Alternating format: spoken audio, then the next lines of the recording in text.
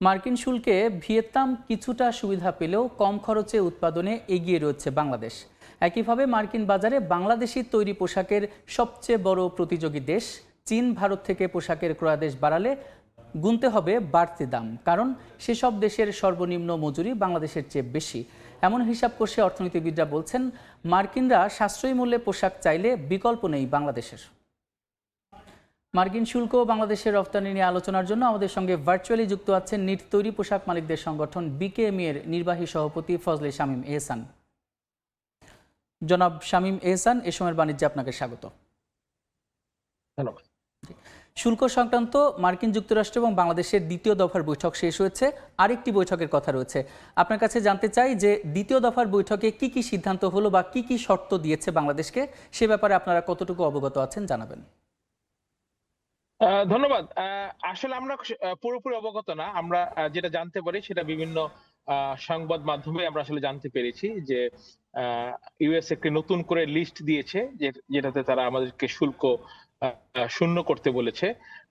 তো এই ব্যাপারে আলোচনা করবে স্টেক হোল্ডারের সাথে, এবং আজকেই বাণিজ্য উপদেষ্টা মহোদয় ৩টার সময় একটা মিটিং কল করেছেন ব্যবসায়ীদেরকে। আমরা যাব এখানে। আশা করি সেখানে আমরা আসলে বিস্তারিত জানতে পারবো।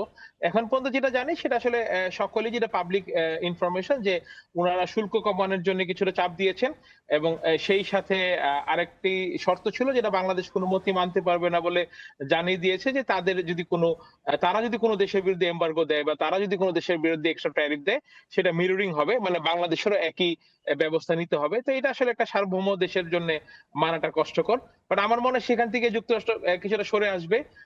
শুল্ক নিয়ে প্রধানত আলোচনাগুলো হবে।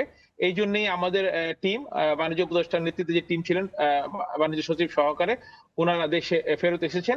এখন আমাদের সাথে আলোচনা করে, সকলের সাথে আলোচনা করে তৃতীয় যে বৈঠকটা সেটাতে ওনারা ফাইনাল বৈঠকটা করবেন। জি, 40% ভ্যালু অ্যাডিশনের একটা ব্যাপার আলোচনা হচ্ছে, আমরা বিভিন্ন মাধ্যম থেকে জানতে পেরেছি। তো সেটা যদি আপনারা এ বিষয়ে কতটুকু জানেন, আর সেটা যদি বাংলাদেশে আরোপ করা হয় তাহলে বাংলাদেশে আসলে রফতানির মানে কতটুকু অগ্রগতি বা অবনতি ঘটবে আপনি মনে করেন?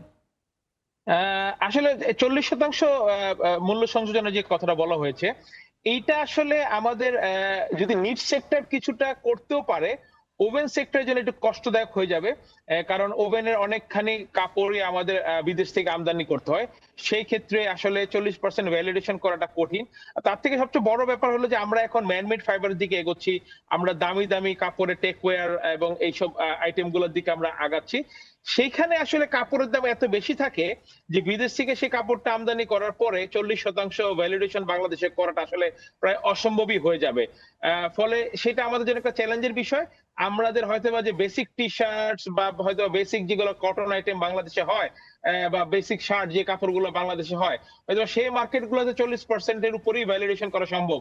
কিন্তু যদি আমরা একটু অত্যাধুনিক কোনো কিছু করতে চাই বা আমরা একটু প্রোডাক্ট ডাইভার্সিফাই করতে চাই, যেগুলো নাকি আমাদের এখনো চায়না, ইন্ডিয়া বিভিন্ন দেশের উপর নির্ভরশীল কাপড় আনা, সেই ক্ষেত্রে 40% ভ্যালিডেশনটা আসলে কষ্টদায়ক হবে আমাদের জন্য, জি, এবং আমাদের রপ্তানি বাধাগ্রস্ত হবে সেই ক্ষেত্রে। তো এক্ষেত্রে বাংলাদেশ কি করতে পারে?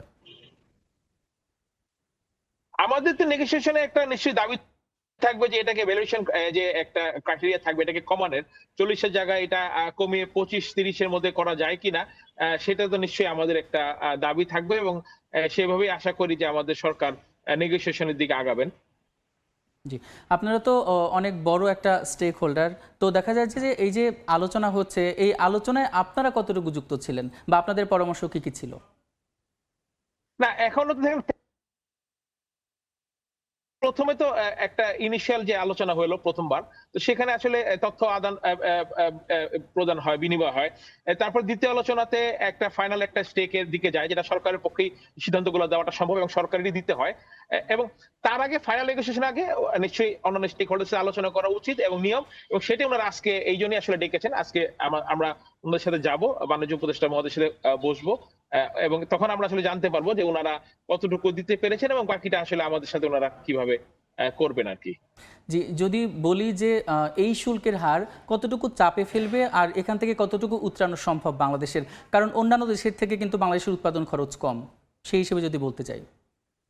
উৎপাদন খরচ কম হলেও এই শুল্কের যে ব্যবধানটা রয়ে গিয়েছে, এই ব্যবধানটা আসলে উৎপাদন খরচ দিয়ে মেটানো সম্ভব না। তার কারণ শুল্কের ব্যবধান যদি 15% হয়, আমাদের প্রফিট এবং আমাদের কস্ট অফ মেকিং এ যে আমাদের এক্সেস যেটা থাকে, সেটা আসলে 2-3% এর বেশি না। ফলে উৎপাদন খরচ কমিয়েও সেটা আসলে করা সম্ভব হবে না। বাট আমি যেটা বলতে চাচ্ছি যে এখনো তো কোনো কিছু ফাইনাল হয় নাই। আমরাও আশা করতেছি আমাদেরটাও 35 থেকে অনেকখানি কমে আসবে। তবে এখানে একটি সবচেয়ে বড় যে দিকটা দেখতে হবে আমাদের, সেটা হলো যে ভারত আসলে কি করছে। কারণ আমাদের প্রধান প্রতিদ্বন্দ্বী যে ৩ টা দেশ আছে, ভিয়েতনাম, ইন্ডিয়া এবং চায়না।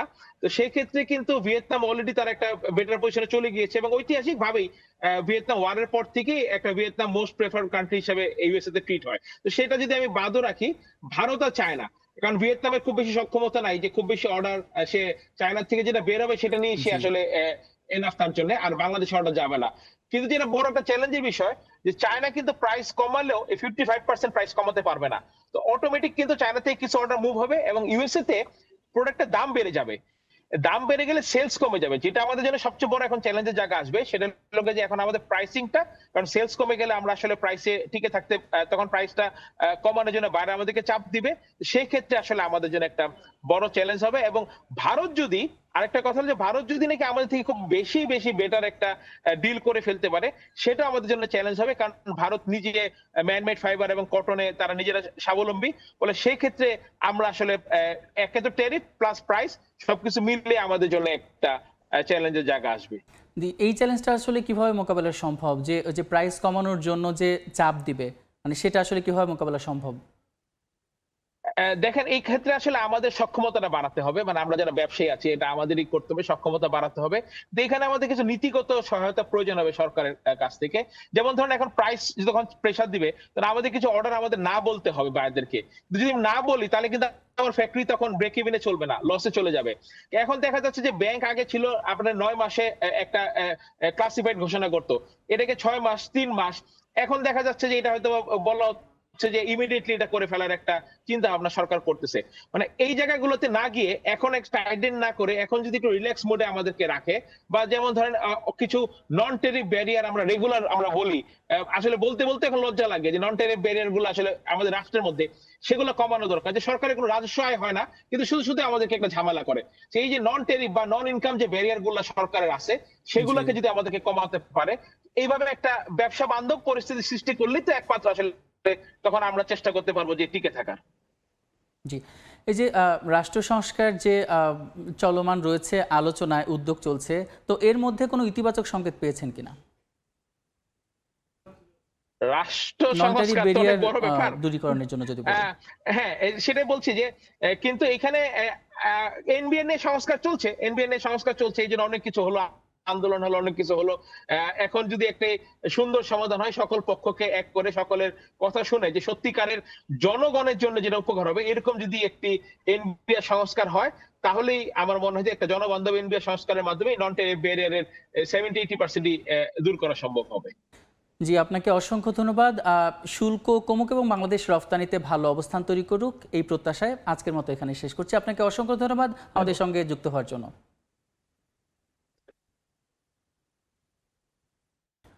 আমরা এতক্ষণ আলোচনা করছিলাম মার্কিন শুল্ক এবং বাংলাদেশের রফতানির নানাবিধ বিষয় নিয়ে। এজন্য আমাদের সঙ্গে যুক্ত ছিলেন বিকেএমই এর নির্বাহী সভাপতি ফজলে শামীম এহসান।